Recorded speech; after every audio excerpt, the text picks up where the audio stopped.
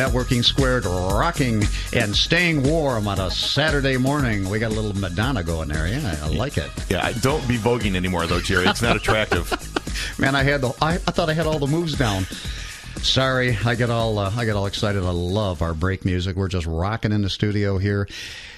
Networking Squared, Saturday morning. We have Donald Strom, CPA, in the studio. He's a past president of the Detroit chapter of the National Association of Accountants.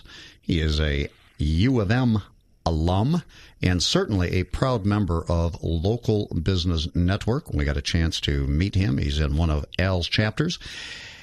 What do you got to say, Al? Well, welcome, Donald. We're really, really happy to have you on the show, and good morning to you, and welcome to our show. Good morning. It's great to be here. Well, given this time of year, it's something where I think it's critical that people understand that there is a big, big need for you and your services. What I'm really looking for right now is to start off with is, what's the reason that somebody would need a CPA? Every time new tax laws are passed, they always say they're trying to simplify it, but they make my job better. They usually complicate things. Okay.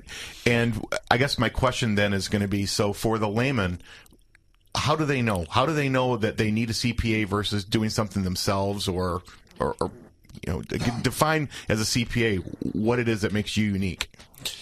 If you run into any problems in trying to prepare anything yourself, where you can't be done something simply sitting at your kitchen table, you need a professional help.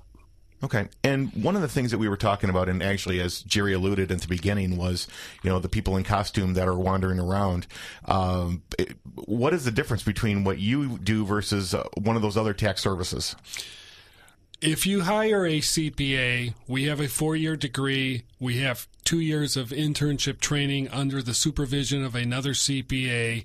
We are professionally licensed.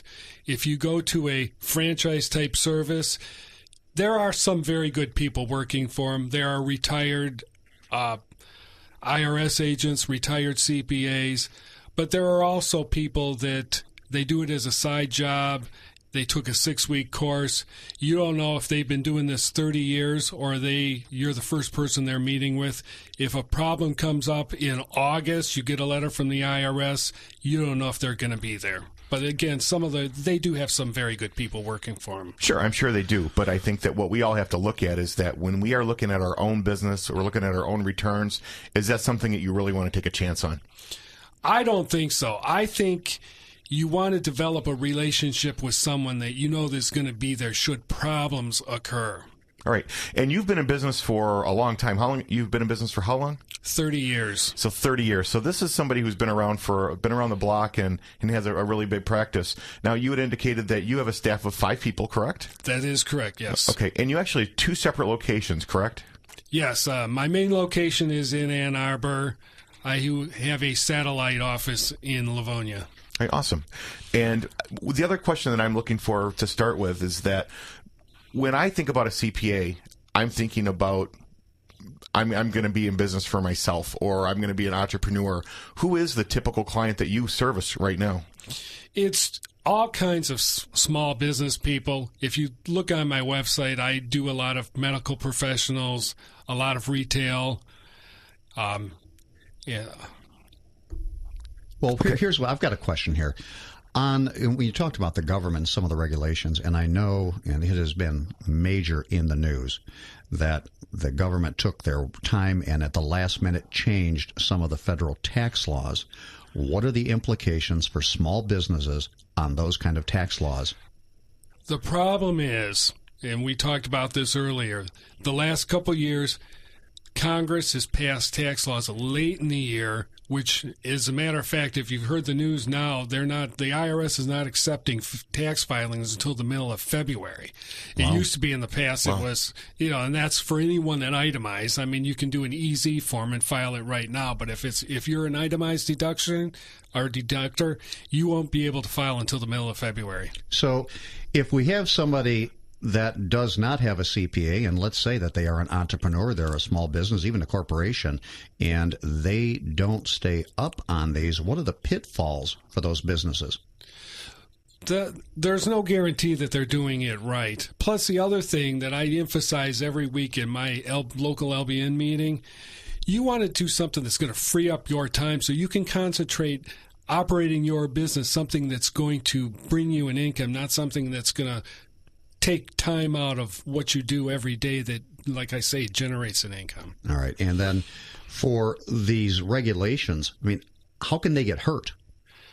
If they don't know what they're doing, they could get a surprise letter from the IRS in the middle of summertime. And we're talking about cost here, correct? Oh, absolutely. It could cost you additional tax, or it could cost you hiring someone to get the problem fixed. And there are penalties?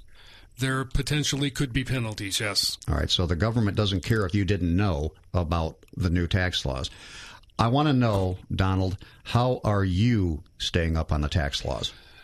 Through my professional memberships, we are notified daily through email blasts that they're sending us almost as quickly as the laws are passed. So we have, as quickly as the law is passed, something is sent over email to our office or any member of the CPA Association. And this happens how often? Almost daily.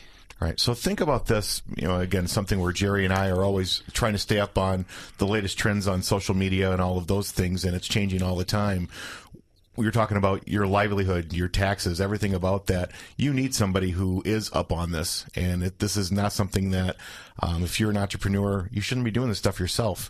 To me, it's a no-win situation. Do you have somebody who's got 30 years experience? This is the person that needs to be looking at your stuff. Now, what about somebody who has been doing taxes themselves and they're not sure if they've been doing things the right way? Is it something where can you look at these things and before somebody gets audited to look at this stuff? Occasionally, I do have situations where people are not sure things are correct, and they will hire me just to look it over. Generally, I will tell you, almost as a rule, if someone has never employed the services of a professional, a CPA or a other equivalent professional, almost without exception, I have found some type of mistake. Wow. So think about that, listeners. What are the telltale signs? Is there something that people can look at to say, this is something I need to do, or is it something that everyone needs to do? I tell people, use your own judgment. If something doesn't, if you're not confident it's right, if something doesn't feel or look right, if based on your instinct, it's time you call a professional and find out for sure.